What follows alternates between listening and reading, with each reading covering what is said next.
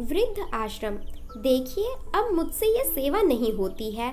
मैं भी थक जाती हूँ। घर के काम, बच्चों के काम और उस पर आपके पिताजी की देख दिखाई। जन्मदिन पर न मुझे साड़ी चाहिए न ही गहना, बस मुझे इनसे मुक्ति दिला दीजिए। आपके पिताजी को वृद्धाश्रम छोड़ आइए। मेरी सहेली भी अभी पिछले महीने अपनी सास को वहाँ पर छोड़कर आई है।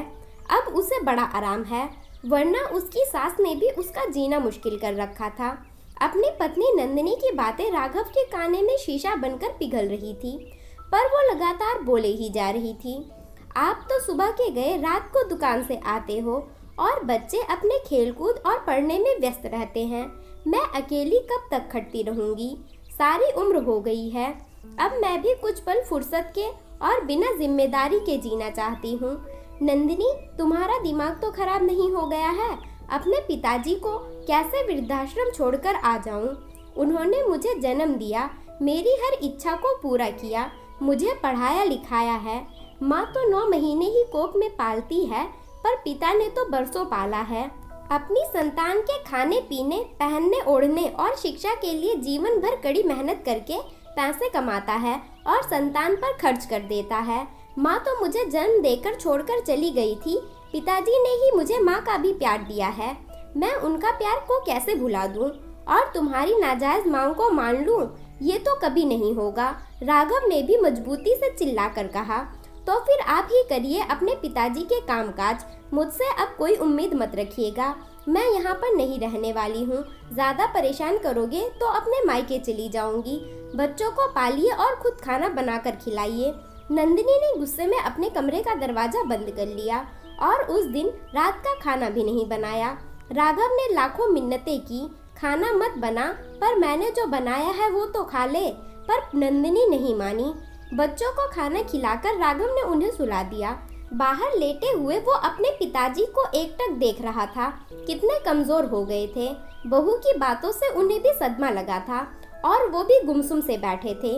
राघव अपने पिताजी रमेश बाबू की दिल से इज्जत करता था, उनकी सेवा करता था। उनका मानना था कि पिताजी ने उसे पालने में कोई कसर नहीं छोड़ी, तो वो भी पिता की सेवा में कोई कसर नहीं छोड़ेगा। लेकिन नंदिनी को कौन समझाए कि अब वो गलत जिद लेकर बैठ गई है। भला पिताजी को कैसे वृद्धाश्रम छोड़ सकते हैं? अपने पिताजी रमेश बाबू का जीवन राघव के आंखों के सामने घूमने लगा।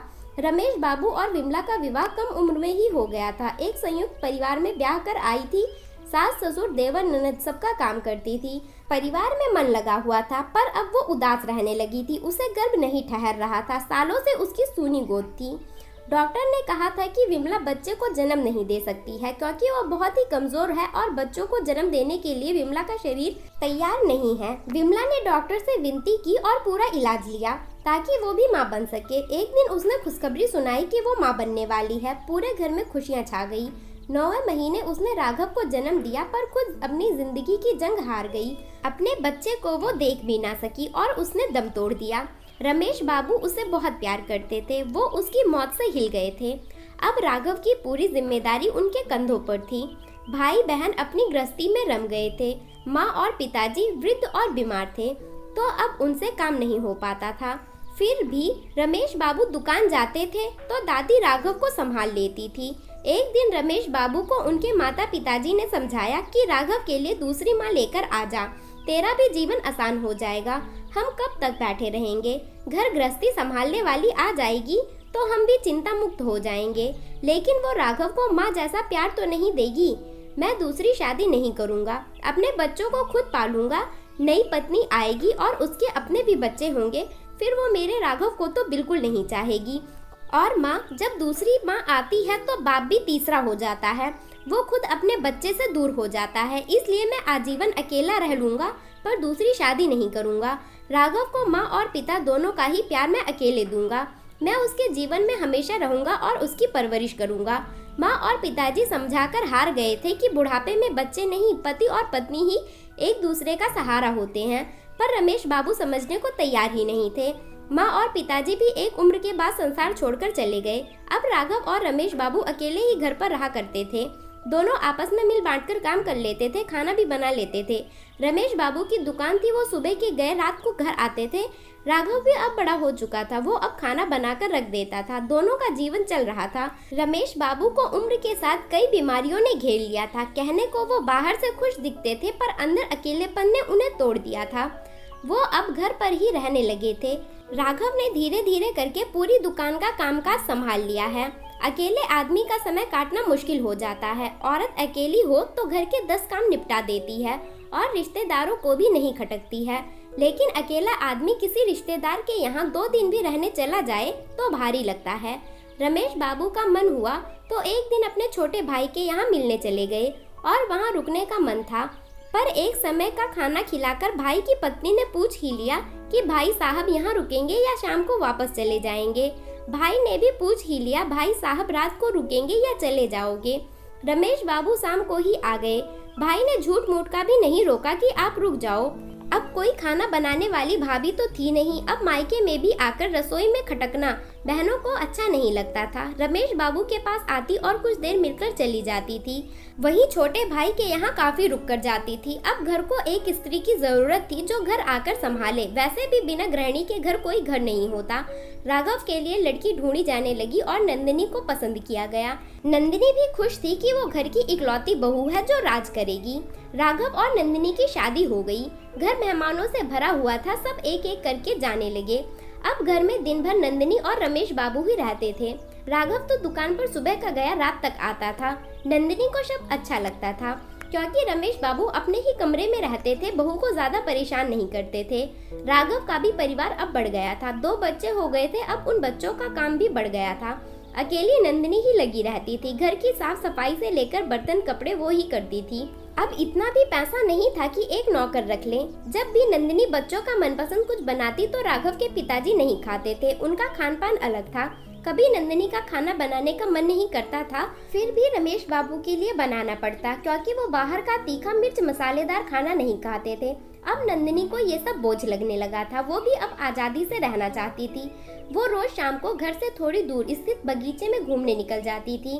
वहीं उसकी मुलाकात रश्मि से हो गई थी। साथ घूमते घूमते दोनों में दोस्ती हो गई थी। अब क्या बताऊं, घर में बूढ़े ससुर जी हो तो कोई काम के नहीं होते। सास हो तो घर में साग सब्जियां ही साफ कर दे। थोड़ा तो सहारा मिलता है। मैं तो अकेले थक जाती हूँ, कहीं घूमने भी नहीं जा पाती हूँ। नंदिनी दुखड़ा रोती तो रश्मि ने उसे उपाय बताया कि उसने 3 महीने पहले ही अपनी सास को वृद्धाश्रम पहुँचा दिया है। तू भी ससुर जी को पहुँचाकर मुक्ति पा ले। तब से नंदिनी ने जिद पकड़ ली। राघव कैसे अपने पिता को वृद्धाश्रम छोड़ देता, पर नंदिनी नहीं मानी और जिद पकड़कर बैठी और मायके चली गई। रमेश बाबू से यह देखा नहीं गया। उन्होंने राघव को समझाया कि अब उनकी जिंदगी का कुछ पता नहीं है। तुझे तो बहू के साथ रहना है, इसलिए तू मुझे छोड़कर आ जा। राघव अपनी पत्नी की मांग पर पिताजी को वृद्धाश्रम तो छोड़ आया, पर उसका मन उसे धिक्कार रहा था। पर पत्नी के मायके जाने से उसे बच्चे को संभालना मुश्किल हो रहा था। अगले दिन जब वो ससुराल पहुंचा तो देखा उसकी पत्नी नंदिनी वहां रो रही थी और अपने आप को कोस रही थी। उसके वृद्ध माता पिता चिंतित थे। नंदिनी घर सूना क्यों है? बहुत देर से भाभी भी नहीं दिख रही हैं, भैया भी कहाँ हैं? राघव ने पूछा। नंदिनी ने रोते हुए कहा, भाभी रूठकर मायके चली गई हैं और जिद पर अड़ी हैं कि अम्मा बाबूजी को घर से निकालकर वृद्धाश्रम छोड़ आए। अब भाभी से इतने लोगों का काम नहीं होता और इतनी सेवा भी नहीं होती है। भला ऐसे कैसे हो सकता है? मेरे बाबूजी ने खून पसीने से ये घर बनाया है और उन्हें ही घर से निकाला जा रहा है। अम्मा ने अपने जीवन के कितने साल इस घर को दिए हैं। हम भाई बहनों को पाला, हमारी हर इच्छा पूरी की, हमारा हर सपना पूरा किया। इतने चाव से बहू लाई थी, क्या यही दिन देखने के लिए? ऐसे लड़की को तो शादी ही नहीं करनी चाहिए जो अपने सास ससुर की सेवा न कर सके। नंदिनी अपनी भाभी को कोसे जा रही थी और लगातार दोषारोपण कर रही थी। राघव ये सुनकर मुस्कुराया। फिर तो तुम्हें भी शादी नहीं करनी चाहिए थी। अपने अम्मा बाबूजी का इतना दर्द आ रहा है और ये कैसे भूल गई तुम कि अपने मायके क्यों आई हो? मैं कल ही पिताजी को वृद्धाश्रम छोड़कर आ गया हूँ और मैं तुम्हें ये बताने आया हूँ कि मैं बच्चों को भी अनाथाश्रम छोड़ आऊंगा। अब तुम मजे से अपने मायके में रहो और अपने अम्मा और बाबूजी की सेवा करो। राघव की बातें सुनकर नंदिनी को कुछ ध्यान आया। बात तो पिताजी को वृद्धाश्रम छोड़ने की थी, फिर बच्चों को अनाथाश्रम में क्यों छोड़कर आओगे? अभी उनके माता पिता जिंदा हैं, उन्हें पाल लेंगे। आप भी कैसी बातें कर रहे हो? मैं अब घर चलने के लिए तैयार हूँ। नंदिनी सामान पैक करने लगी। नंदिनी की बातें सुनकर अम्मा बोली, बेटी तेरे दुष्कर्म तेरे मायके में भारी पड़ गए हैं। तेरी भाभी को पता चल गया कि तू यहाँ क्यों आई है, तो वो भी मेरे बेटे से जिद करने लगी कि ये तो अच्छा उपाय है, अम्मा बाबूजी को भी वृद्धाश्रम छोड़ आओ, मुझे भी सेवा के झंझट से मुक्ति मिल जाएगी। वो भी अब आजादी से रहना चाहती है, अपने मुताबिक जीना चाहती है। नंदिनी अपना सर पकड़कर बैठ गई। अम्मा मुझे माफ कर दो, मैं इतनी स्वार्थी कैसे हो गई कि अपने ही पति के पिता का सम्मान ना कर सकी। जिन्होंने राघव को माँ और पिता दोनों का प्यार दिया, उन्हें ही मैंने घर से जाने को कहा। जिन्होंने ये घर बनाया और राघव की परवरिश के लिए दोबारा शादी नहीं की, उन्हें देवता तुल्य ससुर जी को मैंने वृद्धाश्रम पहुंचा दिया। आप भी मुझे माफ कर दीजिए। और नंदिनी राघव के पैर में गिरकर माफी मांगने लगी। मुझे पिताजी के पास ले चलिए। इतने में नंदिनी की भाभी भी आ गई।